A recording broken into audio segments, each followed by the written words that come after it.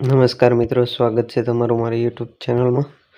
મિત્રો, આજના આ વિડીયોમાં આપણે જોવાના છે કે ડ્રાઇવિંગ લાઇસન્સમાં મોબાઈલથી આપણે કેવી રીતે આપણા મોબાઈલ નંબર લિંક કરી શકીએ, અપડેટ કરી શકીએ.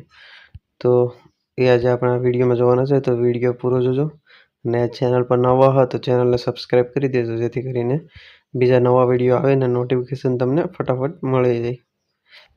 તો ચલો આપણે વિડીયો શરૂ કરીએ. તો સૌપ્રથમ આ વેબસાઇટ ઓપન કરી લેવાની છે.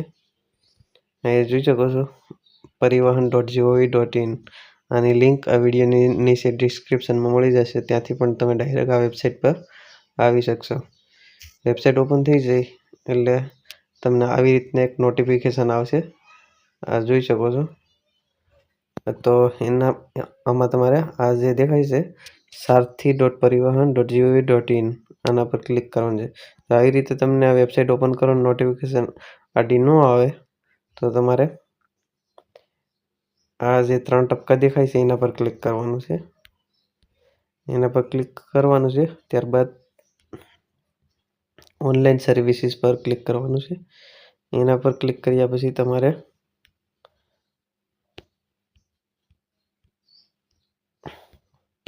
ઓનલાઈન સર્વિસીસ, એમાં તમારે ડ્રાઇવિંગ લાઇસન્સ સર્વિસીસમાં ક્લિક કરવાનું છે. પણ મોસ્ટ ઓફ આડી નોટિફિકેશન આવી જ જશે. ઓનલાઈન સર્વિસીસમાં ડ્રાઇવિંગ લાઇસન્સ સર્વિસીસમાં ક્લિક કરશો એટલે એ નોટિફિકેશન જે આવે છે એ વેબસાઇટ પર જ તમને ટ્રાન્સફર કરવામાં આવશે. પણ આ વારે આડી આવે છે એટલે હું આના પર ક્લિક કરું છું. ત્યારબાદ તમારે આવી રીતના જોવા મળશે. તો એમાં ડ્રાઇવિંગ લાઇસન્સ નંબર તમારે નાખવાના છે. તમારી જન્મ તારીખ એન્ટર કરવાની છે જે ડ્રાઇવિંગ લાઇસન્સમાં આપેલી હોય. રાજ્ય સિલેક્ટ કરવાનું છે અને નીચે જે કેપ્ચા કોડ છે એમાં ભરી અને સબમિટ કરવાનું છે. તો હું આટલી ડિટેલ એન્ટર કરી સબમિટ કરી દઉં છું. લાઇસન્સ ડિટેલ એન્ટર કરી સબમિટ કરશો એટલે આવી રીતના તમને કંઈક જોવા મળશે. તો અહીંયા તમારે સિમ્પલી શું કરવાનું છે, આધાર નંબર પર ટિક કરી તમારો આધાર નંબર એન્ટર કરવાનો છે. અથવામાં વર્ચ્યુઅલ આઈડી પણ છે, પણ મોસ્ટ ઓફ આધાર નંબર હોય જ એટલે આધાર નંબર એન્ટર કરી જનરેટ ઓટીપી પર ક્લિક કરવાનું છે. એટલે તમારા આધાર કાર્ડમાં જે નંબર રજિસ્ટર હશે એના પર ઓટીપી આવશે. એ ઓટીપી એન્ટર કરવાનો છે એની છે અને એન્ટર કરી ત્યારબાદ એ જે 3 બોક્સ દેખાય છે એને ટિક કરવાના છે.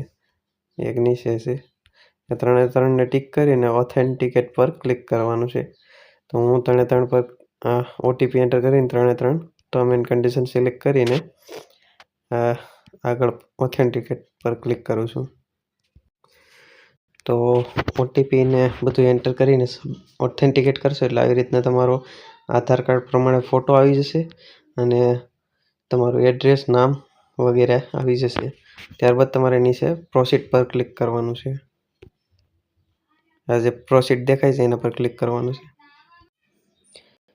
ત્યાર પછી તમને કંઈક આવી રીતના તમારું નામ, તમારું ફાધર નેમ અને લાઇસન્સ નંબર અને જન્મ તારીખ જોવા મળશે અને એક અહીંયા પ્રોસીડનું બટન જોવા મળશે, એના પર ક્લિક કરવાનું છે.